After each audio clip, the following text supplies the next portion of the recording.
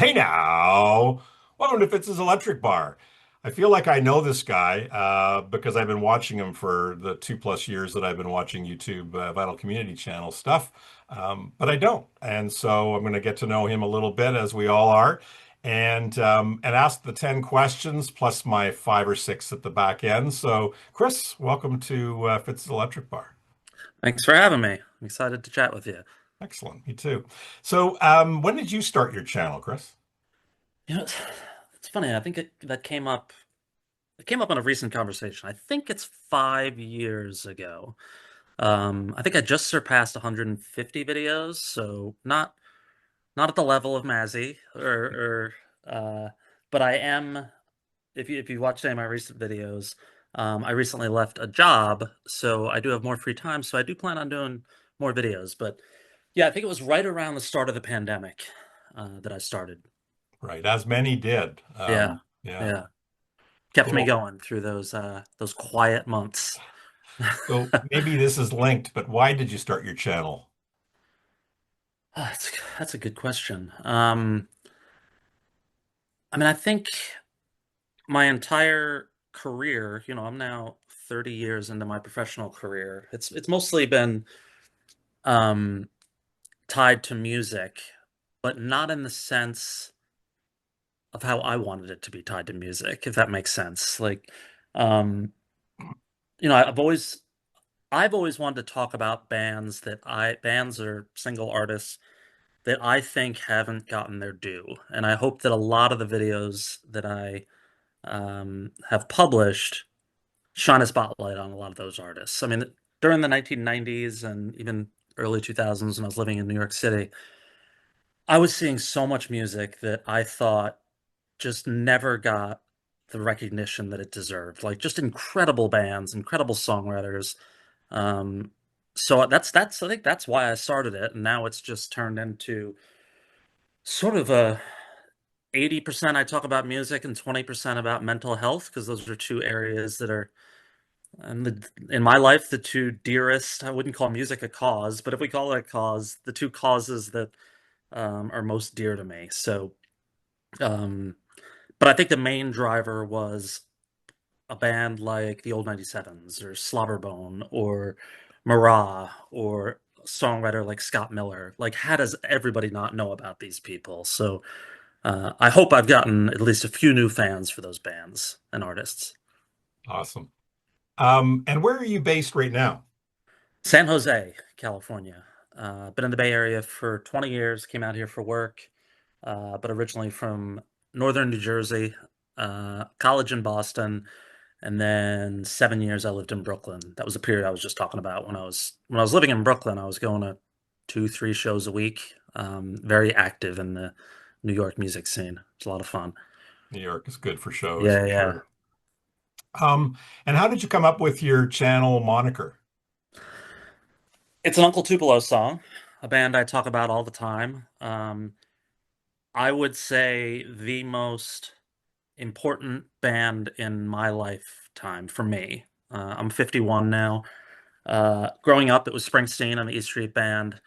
But when I discovered Uncle Tupelo, it everything changed. It When I discovered them, I came to the realization that music needed to be my life.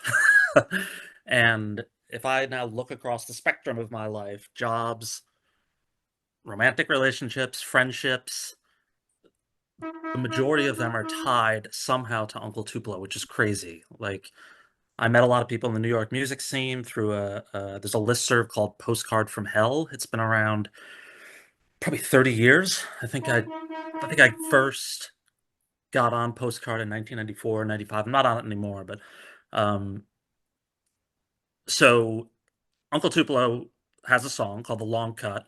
Um that is on their final. They had four releases. Their last release, Anodyne, which came out in 1994. I think it was their only major label release on Sire.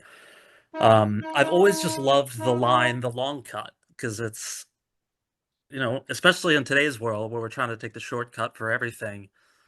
It's a little corny, but I think the premise of the song is like take a breath, right? Like you don't always have to get from A to B in 5 seconds, and especially living in a world now with these and um, I was hoping that this channel would sort of slow me down.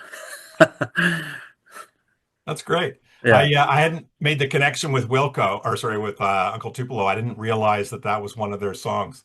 It's, I think, the only song they ever performed on late night television. So they were on Conan O'Brien and they performed the long cut. Right. Tweety sang vocals. Farrar was, I guess, playing lead guitar. Awesome. Great. Yeah. Um, and what has your experience been like having a channel? Maybe has there been anything that's kind of surprised you about having a channel? What surprised me the most is honestly how kind people have been. Like, I don't really associate myself with the VC community, although I guess I am part of it. I think my channel is more like my channel's not about pressings or MoFi stuff. It's more, I think it's more about stories related to records that I have and how it's impacted my life. And just the reception that I've gotten. My channel's small, right? It's a couple thousand people, which I never thought I would get more than 500, right? But just the there's one gentleman named John Rincone, I think his name is, and I don't think he's posted on my channel in a while. And I actually like miss the guy because he just had such sweet commentary. Um, you would think in a world of people, what do they call them, keyboard warriors or whatever, like the surliness and the mean-spiritedness is almost non-existent. Like, people will take me to task and challenge me on stuff, which is great. I love that, but it's just it's a really pleasant community. At least the folks who are watching my videos. That's been surprising. I thought there was going to be more. This record sucks. That record sucks. What are you kidding? That's in your top 10. Are you out of your mind? Right. No. I mean, I've been talking a lot about Jimmy Buffett lately, and people have been like, "I just rediscovered Jimmy Buffett because of your mention," and that's great, Yeah. right? I mean, that is if I had any goal creating this channel, that was it, right? Turn people on to music they may not know. I mean, not Jimmy Buffett. Everybody knows Jimmy Buffett, but and to meet some cool people who also turned me on to some music. And Mazzy was a friend before all this. I had known him from San Francisco. He and I had hung out a bunch, seen a bunch of shows, just being in the San Francisco music world. But he's introduced me to so many people. It's a great place. Really, really warm, smart, thoughtful people. Hmm. Awesome. Thank you. Yeah, sure. And what other interests do you have? So you mentioned about, the channel themes of music and mental health, but what other interests do you have in your life? Uh, well, I could walk you around my apartment and you'd see a lot of collectibles. Uh, my friend Mark was here, I don't know, it was a year or so ago, and he had never been here. And he walked in, he said, "It's an indie rock museum," which it really is. I mean, you can see some of it in my living room. It's Yeah. behind me. Like, that's a old Wilco poster. Tim Easton did that artwork. That's one of those Steve Keen, Big Star um, paintings. But in terms of other interests, baseball, I'm a New York Yankees fan. I'm sure I'll get some comments on that, probably not positive. But I was raised on the Yankees.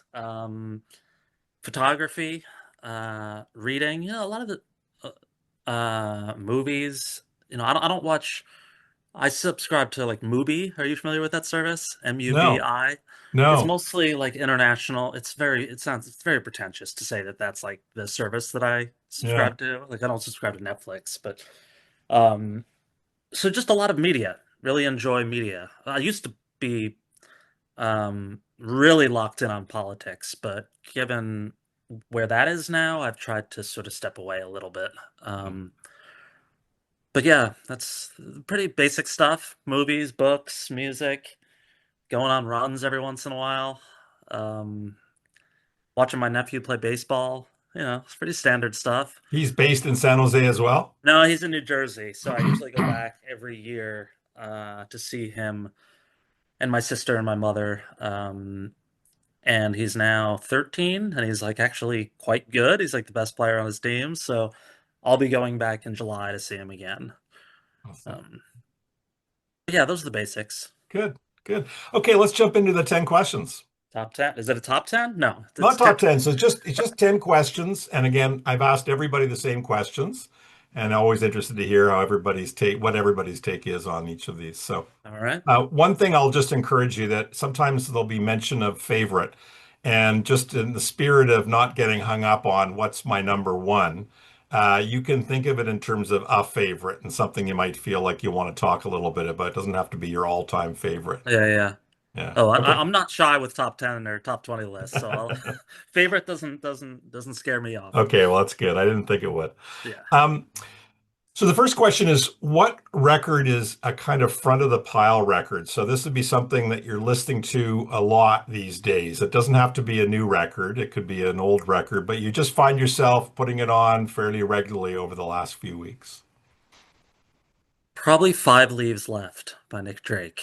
Um, and that's in anticipation of the box set. You know, the first time that his label or whom I don't know who's putting it out has put out a set dedicated to one record, right? There's the Fruit Tree box set that I have that has all three records and has the documentary. Um, but especially the political climate, just to like ease my mind, the more I listen to Nick Drake, the more I think, and I think I shared this, I don't know if I shared it on the Mazzy video yesterday or prior to when we started. I'm starting to think he's it. Like, but there's like a few, right? There's Bob Dylan, there's Springsteen, Hank Williams Sr., uh, Otis Redding. I mean, Nick Drake to me is in that conversation. Aretha.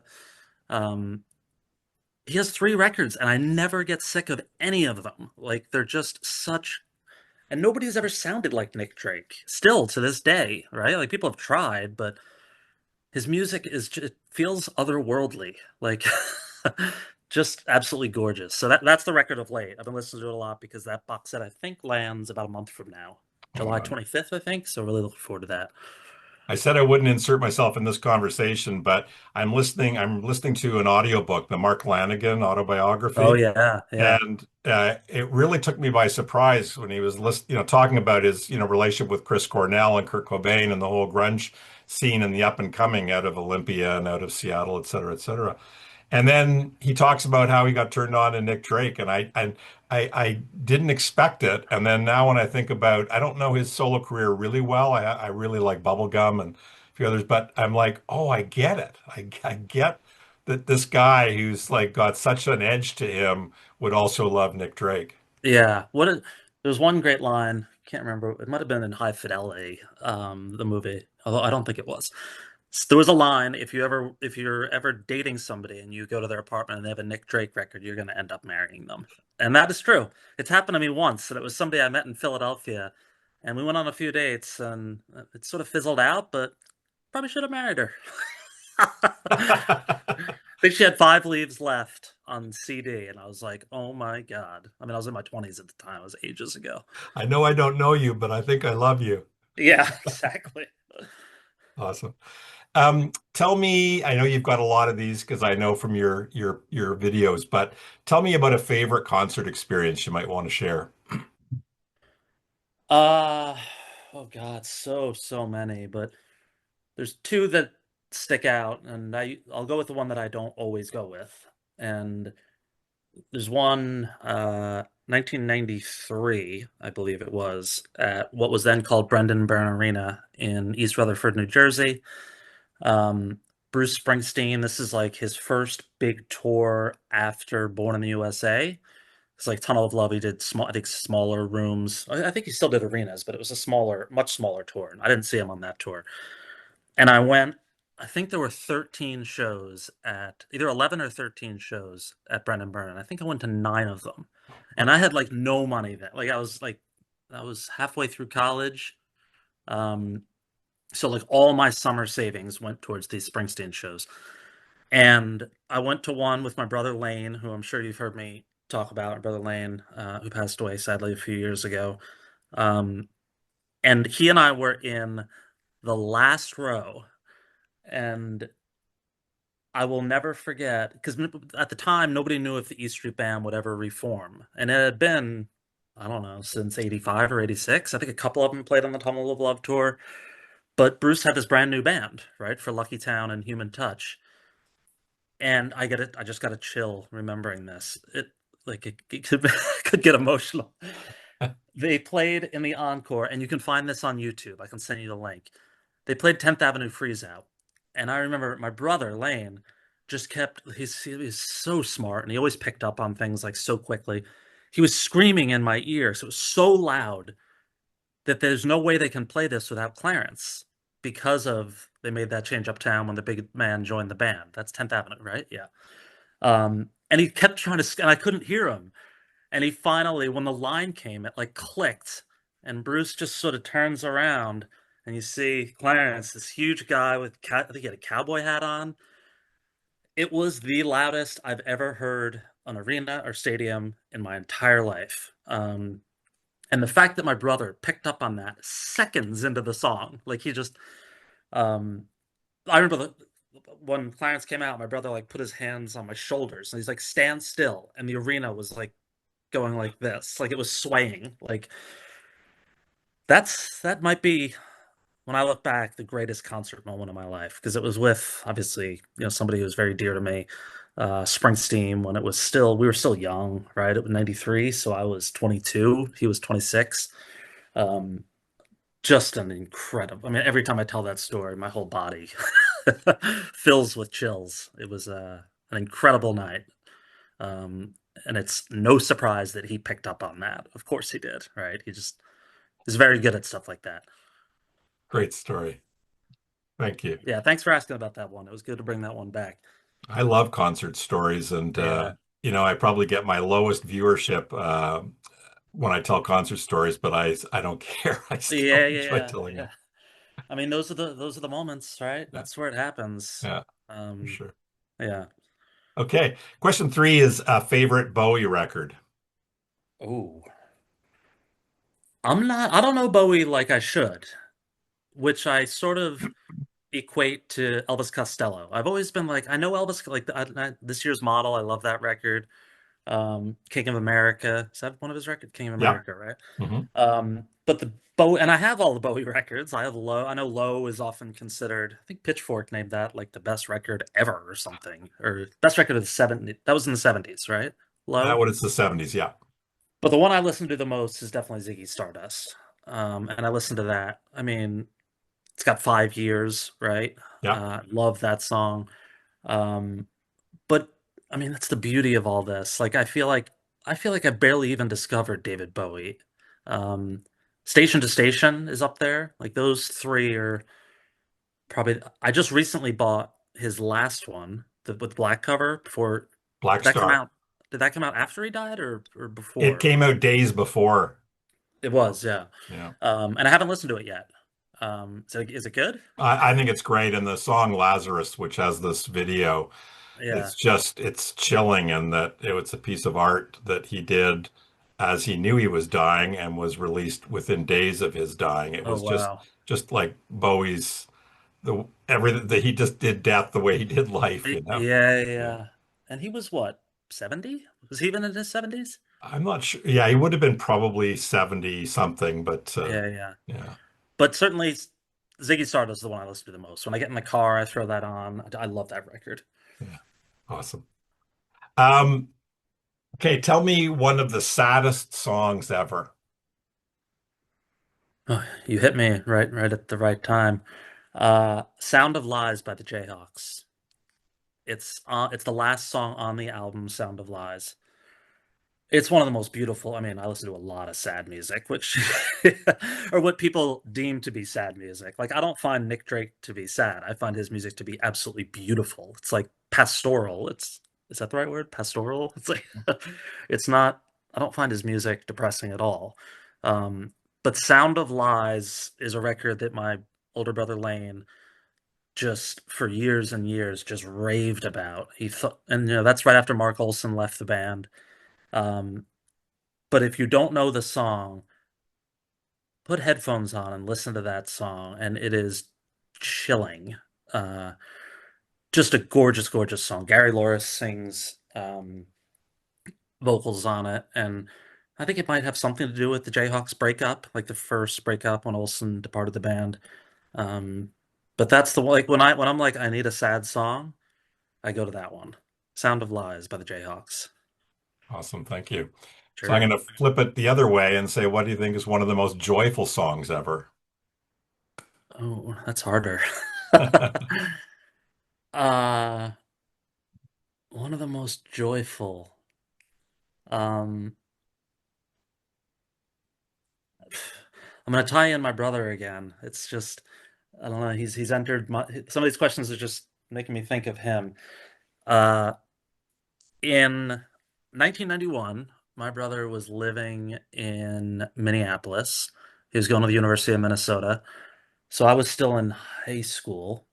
And as I mentioned, we were raised as Yankee fans. My brother's a huge Yankee, like even more hardcore than I am. And when you said how much time do you have for this video, I had to factor in the Yankee game, which, which is probably in the second inning right now. But he was at the University of Minnesota, and I think it was 1991, the Twins won the World Series. Um, and he was at a bar in Minneapolis when they won. And I remember he called me right after, there was no cell phones. It was like I was still living with my parents, with my mom. Phone rang and it was, hello? You don't know who it is. And I just hear it like just mayhem, like people uh just celebrating. And I was like, Lane? And and he explained to me, he was trying to explain over the phone, and you can hear just I've had two stories now, how impassioned he could be about music. And he said, right one, I think it was Gene Larkin, I think, had the hit that dropped in and won them the World Series. I might have the name wrong.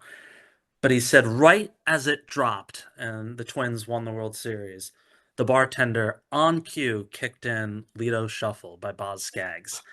And for some reason, ever since then, that obviously when I think of that song, I think of my brother, but I think of my brother in a very happy, like, and I remember him saying to me, he's like, literally, as the guy hit home plate, Lido Shuffle, and the bar just exploded, like exuberance. And I'll just never forget hearing how happy he was in that moment. And I remember I was like, dude, we're Yankees fans. He's like, no, but this is different, man. This is different. I love Minneapolis. I'm still a Yankees fan, but and he's like, Lido Shuffle, what a perfect pick. Like, so that's the song. When that song comes on, I feel on top of the world. It's Whoa, just whoa, whoa, whoa. yeah. And I don't know I don't know another Boz Scaggs song. I really don't. Like that's it. But it's a great one. Awesome. Great story. I love it. What I don't, now do you live alone or do you have a partner with you? I live solo. Okay. I had a dog for 14 years, I remember. who was named Bennett after Jay Bennett, late guitar player from Wilco, and I'm actually on the hunt right now for a new one. It's been about a year and a half, so uh, I'll probably have in the next couple weeks, if we ever do a video, well, if we ever chat, I'll send you a photo of what I hope to be my new pup. But That's no, great. just me living there. Yeah. So this maybe has more of a resonance for people who have got others in the house and you have to pick and choose your times of playing Yeah. music. But what's a perfect first record of the day for you? Hmm.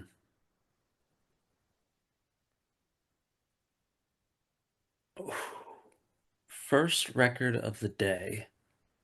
So like early morning, get up and like Yeah, I need to hear a record. Um, assuming you get up in the morning. yeah, I do. I do. I still get up. I mean, as we get older, right? We get up earlier. We do. Uh, Perfect record to start the day. I'm gonna go with Gilliam Welch, The Harrow and the Harvest. Um, I mean, I took a picture of them. I saw them about 3 months ago in Monterey, and I'm looking at a photo, so that sort of jump started that idea. But that record is just so gorgeous, and all her records are phenomenal. But that one, which is later in her career, right? That was 2011, I think that came out. Um, it's a good way to start I was gonna go to Nick Drake, would have been easy as well, but uh, Harrow and the Harvest, Hmm, Gillian Welch and David Rawlings, great one. awesome choice. So you mentioned earlier that one of the things you like with your channel is to be able to share music that maybe isn't known as well as other music with people out there. But tell me about one of the most underrated bands in your estimation, Any time period? any time period. Uh, God. So This many could to go. choose from, right? Yeah, this could go on for a while. The band Marah. I'm gonna go with Marah. Are you familiar? Only by name. I think I've had a couple on the algorithms have come up on streaming. Tell me Yeah. about them. So Philadelphia-based band, mid to late 90s. Um, so I graduated college in 96 and discovered this band because my friend Brendan was living in Philadelphia and we were just going to shows all the time. And um, Marah from 19, I think I saw them from 1997 to 2000. Um, I remember at their shows, I said, I imagine this is what it was like seeing the Rolling Stones during, I don't know, Sticky Fingers or Exile. And I thought, I imagine this is even better. Like they, so they have two tremendous records. First is called Let's Cut the Crap and Hook Up Later On Tonight. Pretty good title. That's their best record. And then their second record is called Kids in Philly. Um, you know, they're sort of the Replacements meets Warren Zevon, a lot of Springsteen. Um, and for 3 or so years, uh, I could not stop talking about this band.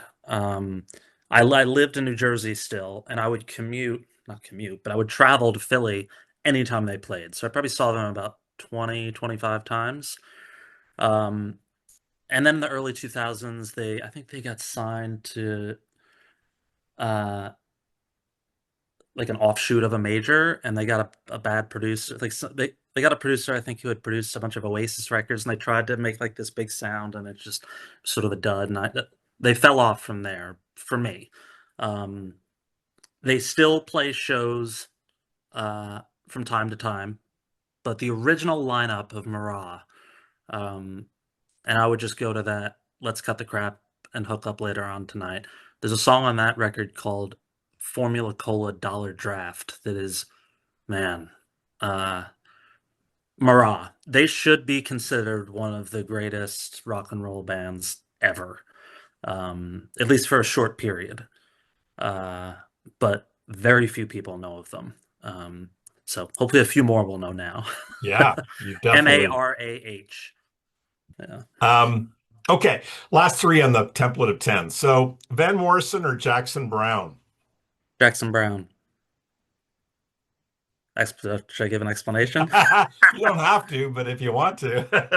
That's a good those are that's a good pairing. Um, uh, I saw Jackson Brown, um, if you can believe it, in San Jose. He played maybe 4 or 5 years ago. I think it was right before the pandemic. Isn't it weird how, at least me, I place everything like in terms of the pandemic because I think there were no masks.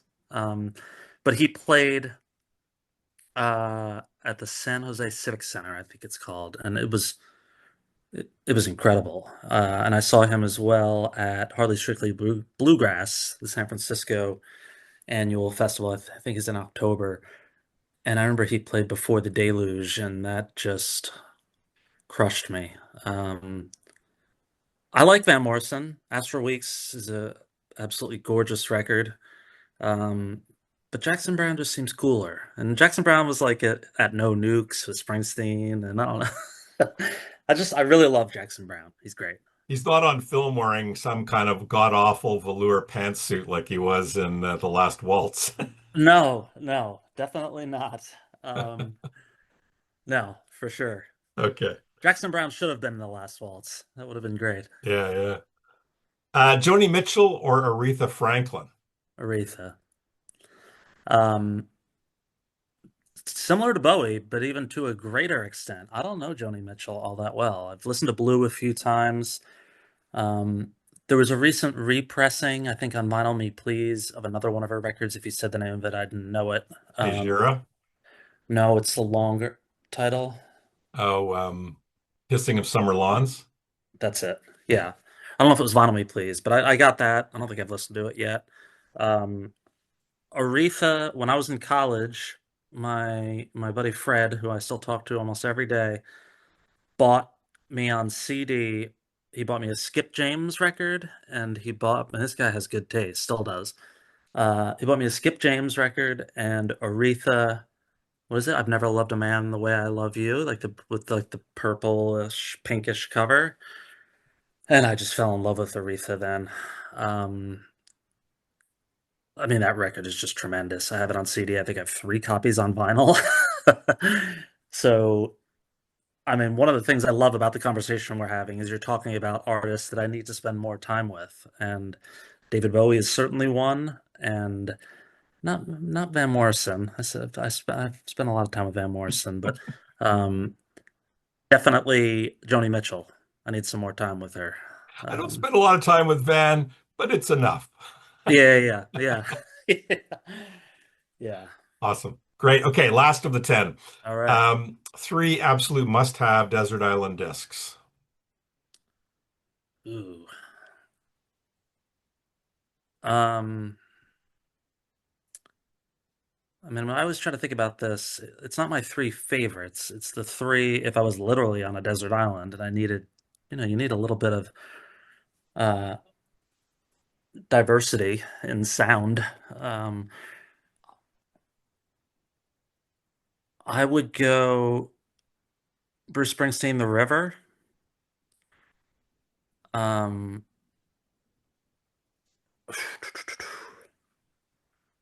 Sam Cooke, Night Beat. And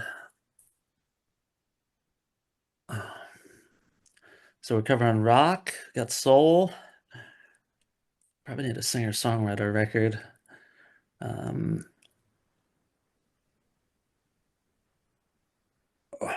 Struggling with the third. We all know that if I ask the question again tomorrow, there might be three different Oh yeah, records, yeah. but yeah. I'm gonna go Big Star #1 record. Hmm. Got some pop, got some songwriting, a little bit of a mixed bag there. I think I'd do okay on that island for a little bit with those 3 records. Awesome. Good. Okay, here we go for the final Yeah. run. So I've got this tremendous power that I'm able to drop you into a music scene from the past. And I can drop you into any music scene that you so choose.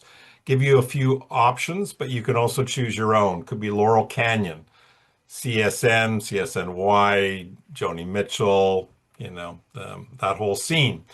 The first UK punk scene, so Clash, Sex Pistols, Stranglers, The Damned, etc. The New York punk scene, the sort of CBGB's, Television, Talking Heads, Voidoids, Television, or yeah, all of those, Blondie, etc. Ramones, Hamburg 62 and the Beatles. Manchester might even extend it from the Factory Records Joy Mm. Division era all the way to the Manchester Happy Mondays, Stone Roses, all that kind of thing, or a scene of your own choosing. What would you pick? I don't know if it's a scene, but Bob Dylan 1966, that would be there. I mean, I guess that tour. Um, my friend Sharish and all the people I'm mentioning will watch this video, so I'm glad that I'm plugging some of my good friends. He's always just says that's the greatest performance of any music ever. I don't think he means live. I think he means anything, like across the board. Um, Dylan 66, which I'm gonna listen to that tonight now that I just brought it up. Um, it just feels like one of the most important moments in like mankind. I don't know. Just I mean, A Complete Unknown, I like that record. I think that record, that movie. Um, I think the more I think about that movie, the less I like it. I don't know why. I keep wanting to watch it again. I'm like, nah, I think I'm good. But Dylan, just the tension in the rooms, and I was gonna say Springsteen, Hammersmith when he played. Is it Hammerstein or Hammersmith when he first played in London? Hammersmith, yeah. Yeah, and he had all the pressure on him, right? He was just on the cover of Newsweek and Time. Wasn't that But also in the documentary that came in the Born to Run box? yeah, Yeah. yeah. And I mean, that performance, the Thunder Road in that performance Mm. is unbelievable. But basically every movement, I was gonna go with the punk scene, like seeing, I don't know, the Ramones and Television, Talking Heads in New York. That would have been incredible. But it's also a little scary, right? That was that was some rowdy stuff that was going on. Oh yeah. Um, so yes, Dylan 66. But when you first brought it up, I was gonna say Sam Cooke live at the Harlem Theater. Like if you said you can go to one show, that would be the show. Right. But Dylan 66, the experience, that would be it. Cool. Great. Um, what artist do you think has had one of the most impressive career evolutions or career arcs? Hmm, another good one. Um, I'm trying to not state what would be the obvious that I would state. I think if there's uh but I'm going to. Wilco. I mean, they were a straight up alt country Americana band on their first record, AM. And that's when I fell in love with that sound, the sort of Americana alt country sound of the 90s. Obviously, coming off of the four records with Uncle Tupelo. Um, but I remember when I got their second record, Wilco's second record, being there, and the opening track, Misunderstood, which has that Peter Laffner from Peru. Is it Perubu? Is that how you pronounce it? Mhm. Take the guitar player for a ride. Um, and I remember listening to being there and being like, "Whoa, this is not. They're changing. Like this is louder. There's still some country songs like Forget the Flowers and then they did Summer Teeth, which literally said, I mean, it sounds like with Brian Wilson's recent passing, whenever I think of Summer Teeth, I just think of the Beach Boys. Like Jay Bennett, like sort of inserted that spirit into that record. And then they did Yankee Hotel Foxtrot, which I don't even know how you describe that record. Mm. It obviously felt very prescient given the happening, what was going on in New York into 9/11 and tall buildings shake, voices escape. Like he wrote that before that happened. Like um I Assassin Down the Avenue. Like just uh, it's weird. Nobody ever asked Jeff Tweedy, like, what were you thinking? Like, how did those lyrics come about right before? Um, and then, they did Sky Blue Sky, which feels sort of like an Eagles record. Um, and as you know how much I talk about Wilco all the time. The whole Star Wars and Schmilko period, I wasn't crazy about.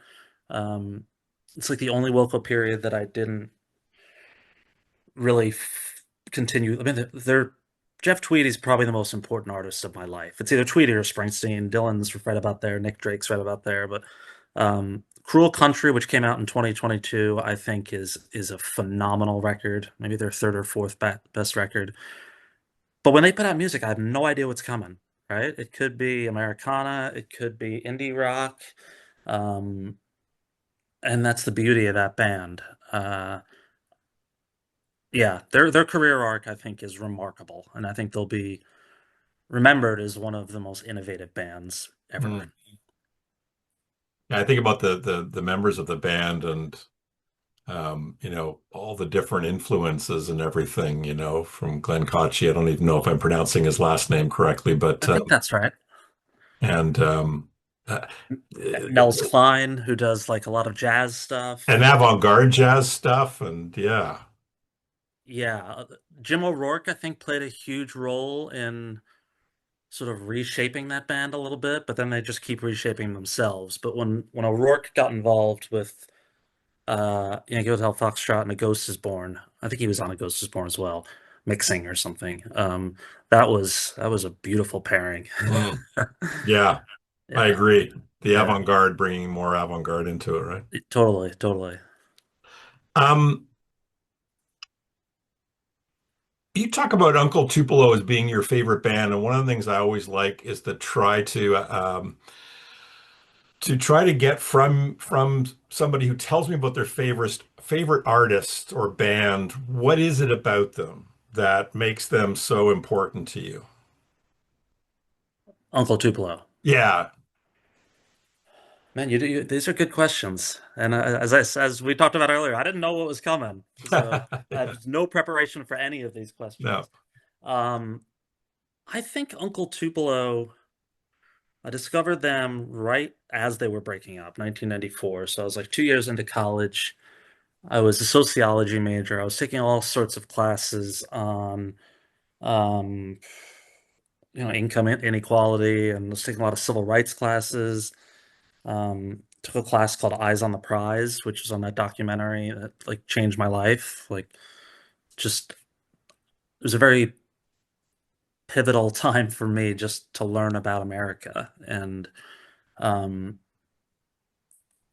Uncle Tupelo, they on No Depression Still and Still Feel Gone. I mean, they're really talking about, I think, like the Reagan years, and middle America, and the stories of factories closing down. And um, it reminded me a lot of my stepfather. My stepfather was a police officer, and he essentially raised with my mother, my older brother, and me. And I think it drew a line to him. It helped me to understand him a little bit more. He was very, very, very quiet man, a cop, but he was a very decent man. Um, and the stories that Uncle Tupelo were singing about and writing about in Belleville, Illinois, right, which was just, I think, this rundown like mill town outside of St. Louis. Um, those they helped me relate to somebody that I really wanted to relate to but didn't know how to. And I remember listening to Still Feel Gone and a song like Looking for a Way Out. I mean, I wanted to get the heck out of my town as quickly as I could. I was raised in northern New Jersey, very conservative, almost entirely white. Um, and then I spent some time in Boston where I saw a little bit more diversity. And then I moved to Brooklyn, and where I live now, San Jose is like I think one of the most diverse cities in the country.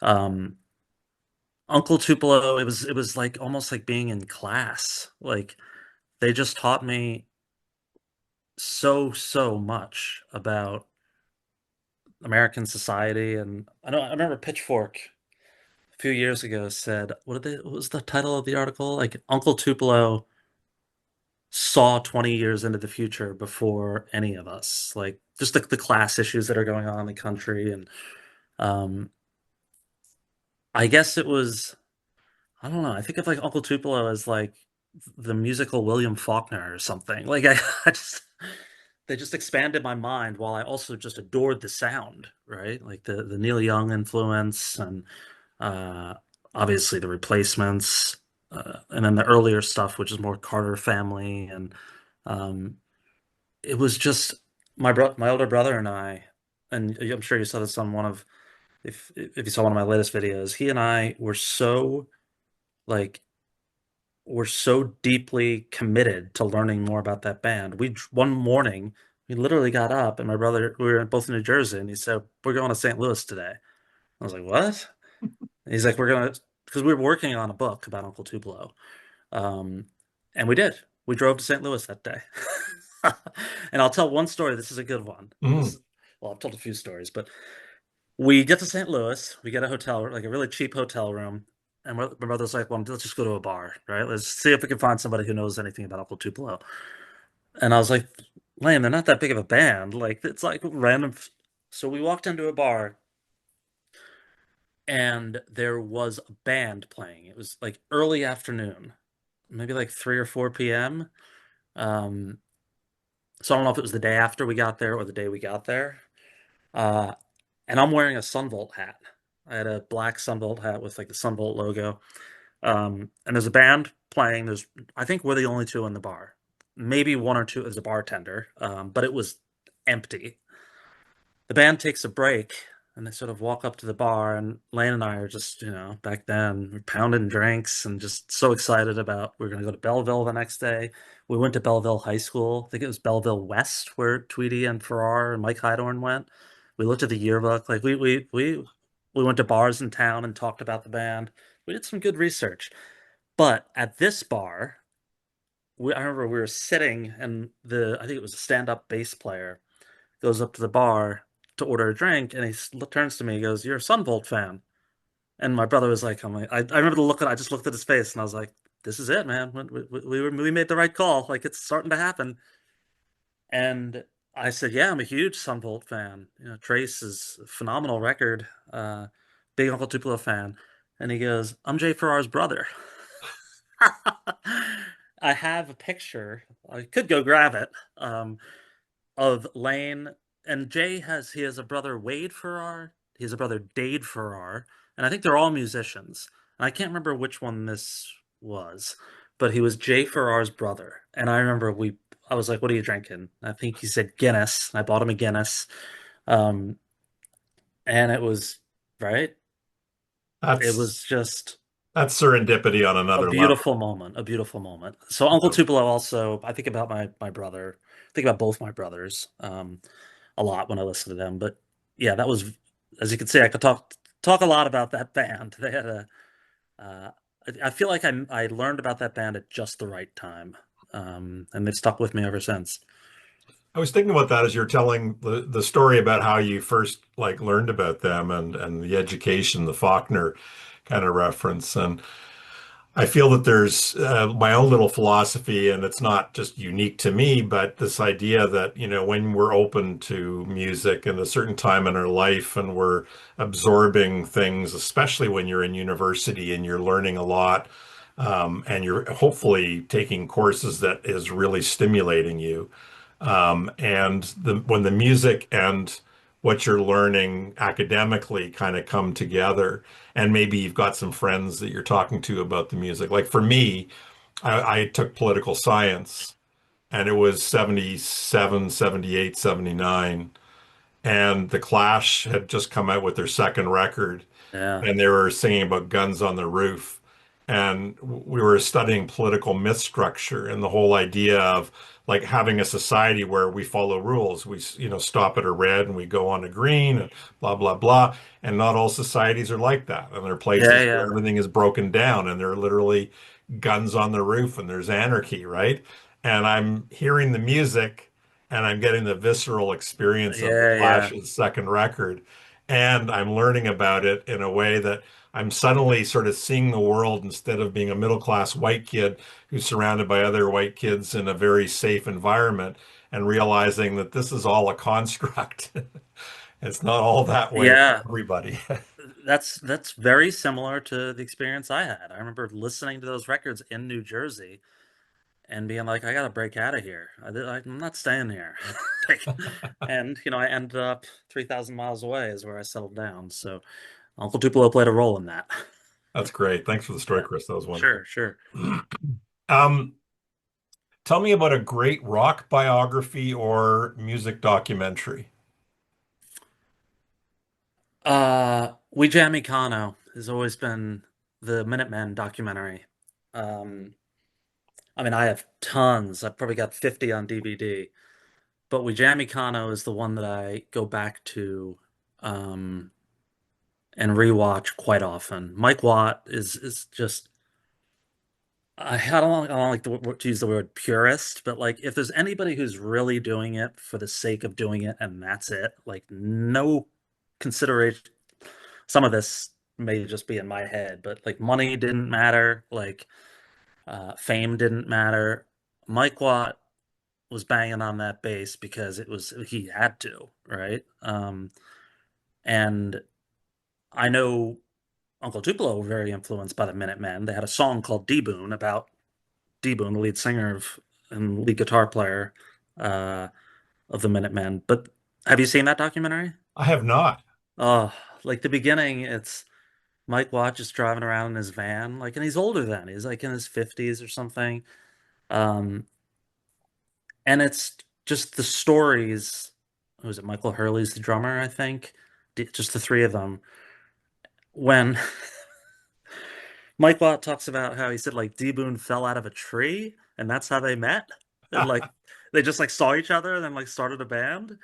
Um, I saw Mike Watt at uh, what's the venue in San Francisco? Bottom of the Hill, in maybe 2009 or 2010. He was in a yellow jumpsuit and he was just three guys, and it was incredible. And there's just I have a signed.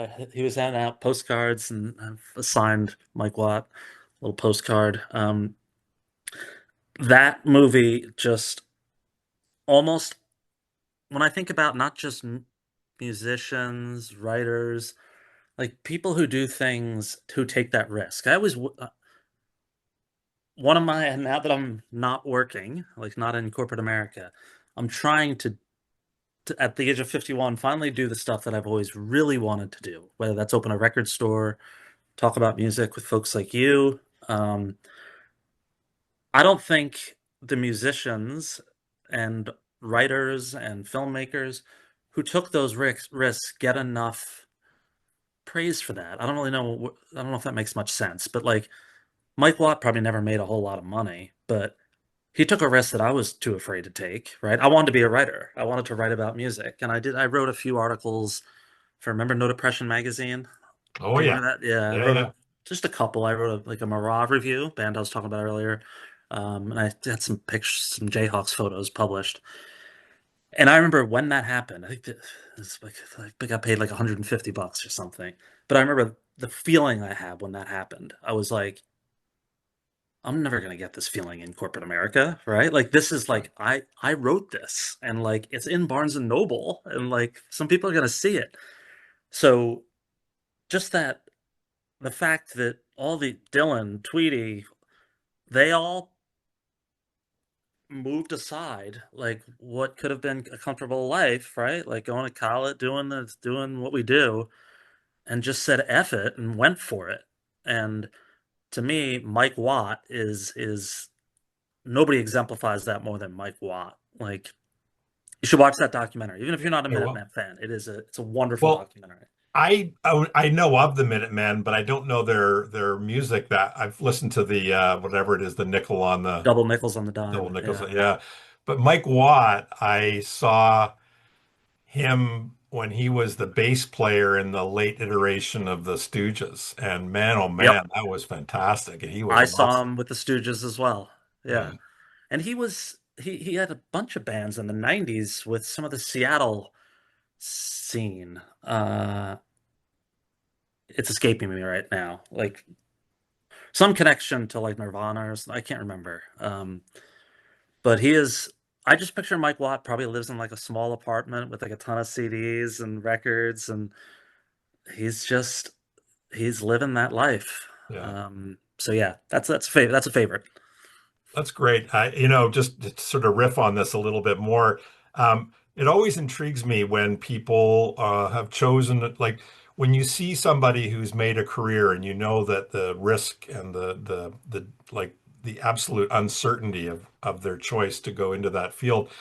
And then one of the things I always wonder is, do they have a deep belief in their abilities, or do they have no plan B? Like they don't know that you hear that some people say there is no other thing. The Yeah. joke from Spinal Tap was that he was being haberdashery, right? Yeah, yeah. The hat or whatever. Yeah. But like I've got no other skills. It was either this or prison, would be the I think extreme. Springsteen is, I don't know if Springsteen said prison, but he was like, there was no plan B. This was it. Right. Like, I'm going for it. And if it doesn't work out, I, who knows? Yeah. Like, I wish I had, I mean, I never had any musical uh, talent, but, writing, and I thought I was a decent writer. Mm. And I will fully admit that I just never had the courage to go all in. I was the easier path of, getting a job in Manhattan and making Yeah. enough money to pay rent. I did that. I mean, I stayed in music, which I'm proud of.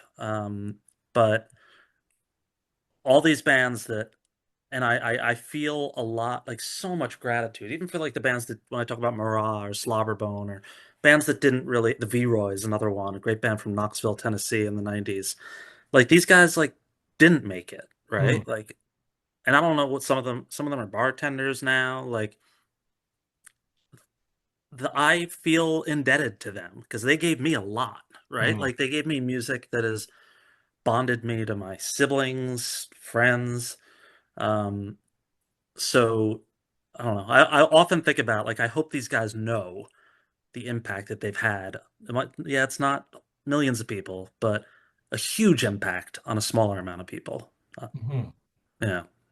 No, I really like that too because I everybody's motivated by different things. Like when you hear about a rock band in the early days, it's like they want to make some money and meet some chicks, you know. Yeah, yeah. But that kind of when you stick with it and you're getting older and everything, there's got to be something more that drives you. And if you're not getting kind of compensation for that, or it's just hard to live. Like I imagine myself, if I was a musician, success to me would not be fame. It would be that I actually have carved out a career that I could make a living so I don't have to go find a job.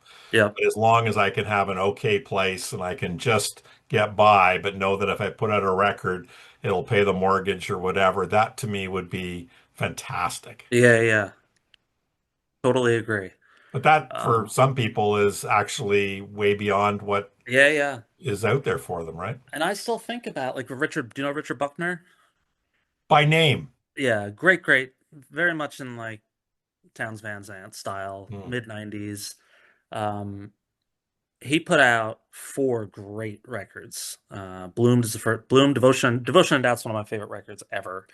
But he doesn't put out records anymore. He hasn't put out a record. I think the last one was maybe 10, 12 years ago.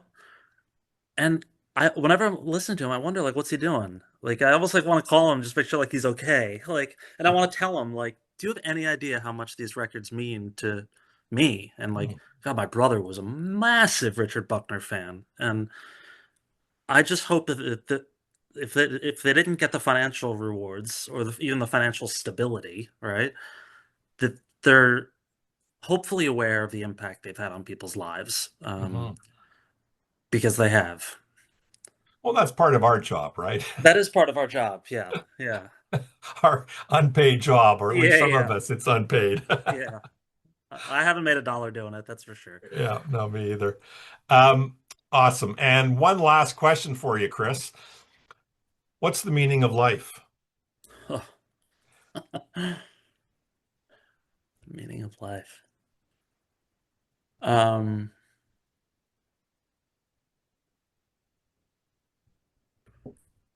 Bill Fay, you know Bill Fay? Mhm. Passed away not long ago. Hit a record called Life is People. I think it was the name of a record. Um, and as I have gotten older, um, when you ask me like, so do you live alone? I think a lot of my life was spent focused on my career. Um, and I think as I'm getting older, and your circle becomes a little smaller, right? People like the archivist Amanda, she's one of my closest friends. She now lives in Seattle. Mazzy's in Seattle. A lot of my friends have moved to the Midwest. Still have a bunch of good friends here, but I have realized in my later years, I'm only 51, but that connecting to people feels like in the past I probably would have said art or um I don't even know, but now it really feels like when somebody comes over for dinner, which it doesn't happen as often as it used to, but it's such a nice feel like you and I having this conversation. We've never met. Mm. Um, when Bill Fay would say life is people, I was like, I think he's right. Um, so that conversation I had with Mazzy and Todd and John last night, I remember when it ended, I just felt great. I was like, um, so I mean, I don't know what the meaning of life is, but as I get older, the importance of spending time with people that I care about uh, and people that I haven't met, like meeting you. That feels like a pretty good grounding something. Uh, Life is people. I don't know. I loved Bill Fay. I mean, I love Bill Fay. Um, and he was like a very spiritual like voice for me, like just the way he talked about connection and nature and um I'm gonna say my the meaning of life is people, and I don't take credit for that. It's Bill Fay. Well, thank you for that. I mean, one of the things I've enjoyed about our conversation and hearing, some of your thoughts is also things I want to follow up on. So Bill Fay, the documentary of Mike Watt, and many others that when I rewatch this and kind of clip it Yeah, together, yeah, I'll remind myself of what you've spoken about. But it's interesting. I don't really want to weigh in on what's the meaning of life, but I just suddenly occurred to me this idea of life as people is that, the thing that I feel like when I'm seeing a live music show and when a song or an artist will play something, like a Jason Isbell show or a Nick Cave show or something, and it just hits me. It's not just performance. It feels like it hits me at my core.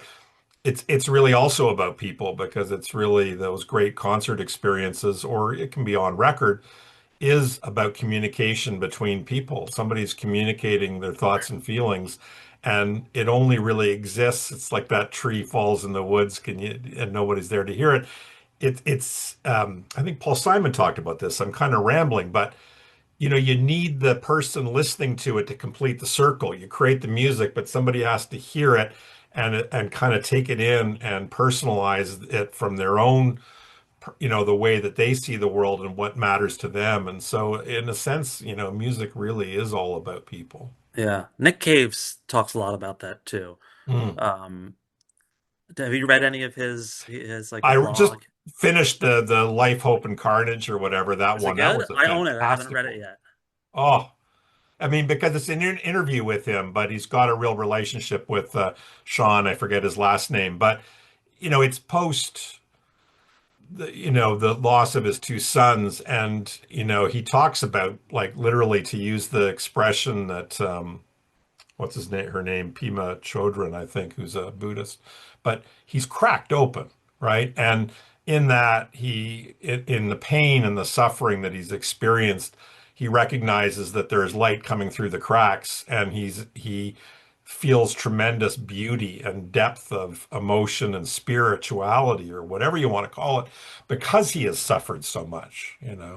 And that really left a big impression on me. And he's so eloquent about the human condition. I just am staggered with how he handles the red hand files and all that kind of stuff. Yeah.